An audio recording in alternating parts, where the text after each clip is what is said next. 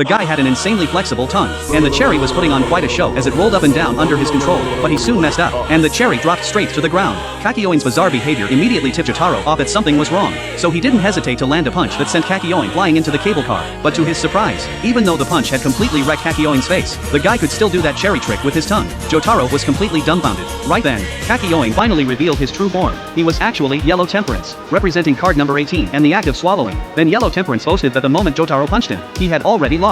He explained that some of the Yellow Temperance sand had already gotten onto Jotaro's hand, and before long, it would swallow him alive. Furious, Jotaro immediately summoned Star Platinum to counterattack, but the instant it made contact with Yellow Temperance, Jotaro's right hand began to burn intensely. Faced with this critical situation, Jotaro jumped straight off the cable car. Since the enemy's stand ability was just too bizarre, Jotaro decided to create some distance first, then figure out a way to get the stuff off his hand. Yellow Temperance didn't bother chasing after Jotaro, as he was confident his stand was more than capable of killing his opponent. Jotaro pulled out a lighter, planning to deal with the stand on his hand first. However, when the flames touched Yellow Temperance, to his surprise, it only caused the parasitic area to spread even more. Seeing that fire didn't work, he decided to try ice. Jotaro leaped onto another cable car and snatched a popsicle from a kid. However, the moment the popsicle made contact with the stand, Yellow Temperance actually grew spikes that drove straight through his palm. At this moment, an older woman nearby started mocking him. It turned out that she was also just another form created by Yellow Temperance. Jotaro flew into a rage instantly and grabbed an iron bar to kill this freak, but the attempt was easily blocked by the opponent using their stand. Before Jotaro could even react, Yellow Temperance proceeded to surround him from all sides. Yet, just when Yellow Temperance thought victory was within his grasp, he had no idea that Jotaro had already thought of a countermeasure, the unique secret technique passed down through generations of the Joestar family.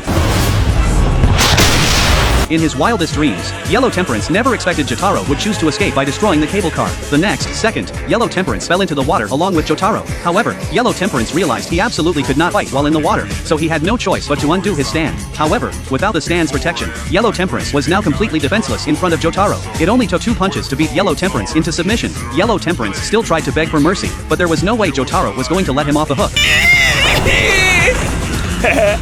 冗談だってばさ、丈太郎さん。